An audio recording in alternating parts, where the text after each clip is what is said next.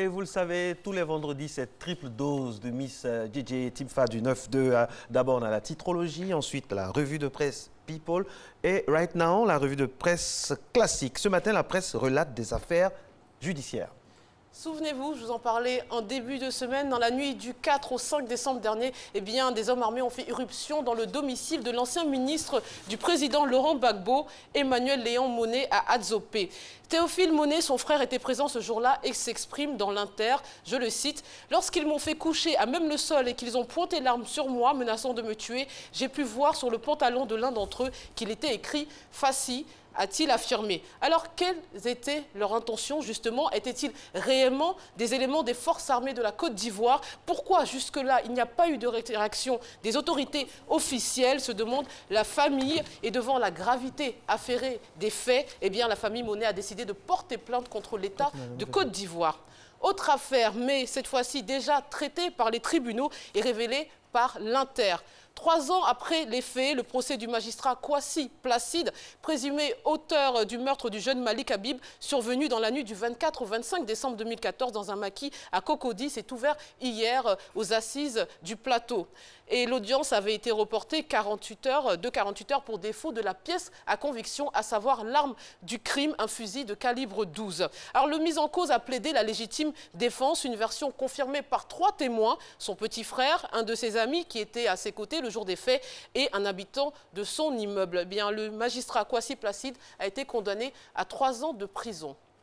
Et puis, c'est assez invraisemblable, mais là, ça existe, mesdames et messieurs. Allo Police revient sur l'arrestation des policiers braqueurs. Le commissariat du 6e arrondissement de Koumassi a mis hors d'état de nuire 3 redoutables braqueurs, et pas n'importe lesquels, hein, Marcelin vient de le dire, c'était des agents de la police nationale. Ils se sont spécialisés dans des braquages qui se transforment pour la plupart des cas en enlèvement suivi de demandes de rançon, comme lors de leur dernier fait d'armes. Alors ces policiers braqueurs, dernièrement, ont arrêté un jeune homme, même le couple, on va dire, prétextant un simple contrôle et sous la menace d'une arme, ils lui ont ordonné de demander à sa grande sœur de faire un dépôt via mobile monnaie de 300 000 francs CFA sur le numéro de leur victime. Eh bien, dis donc, chose qui se passe. Surprenant. Ouais. 20 minutes présente la demoiselle de l'année. Marley Dias est l'adolescente américaine la plus influente de l'année du haut de ses 12 ans. Elle figure dans le classement Under 30, c'est-à-dire celui des moins de 30 ans de Forbes. Vous allez voir la couverture apparaître à l'écran avec le visage donc de cette jeune femme. C'est un palmarès qui rassemble les 30 jeunes leaders du changement et de l'innovation aux États-Unis durant l'année. Vous allez aussi donc voir une autre photo.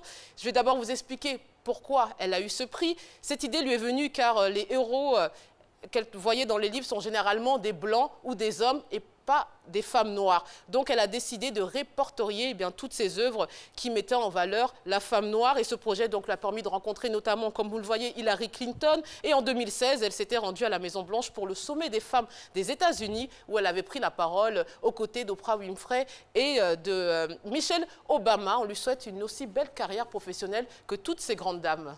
Waouh, que d'émotion pour la jeune Marley Diaz. Et pour finir, une caricature sur le conflit israélo-palestinien. Et oui, c'est Courrier International qui la propose avec cette légende. Après Jean d'Ormesson et Johnny Hallyday, c'est le processus de paix palestinien qu'on enterre. Comme vous le voyez à l'écran, une image très parlante. Et justement, vous allez évoquer le processus de paix. C'est ce dimanche, ailleurs dans le monde, sur Radio Côte d'Ivoire. Oui, tout à fait. Ce sera une émission spéciale Trump, car il le vaut bien. On reviendra sur sa décision de faire de Jérusalem la capitale d'Israël. On parlera aussi de ses décrets anti-immigration et bien sûr de ses relations avec la Russie. C'est tout un programme et c'est ce dimanche, 9h05 sur 88.00. Excellent week-end et bonne poursuite d'émission en compagnie d'Eva et Marcelin. À lundi, Inch'Allah. À lundi. À lundi, Miss Gigi. À lundi. Alors, on va manger encore maintenant? Oui, on retourne cette fois en cuisine avec la sublimissime, magnifique, souriante, ravissante, comme dirait Marco, Miss Nessingri. Jalousie,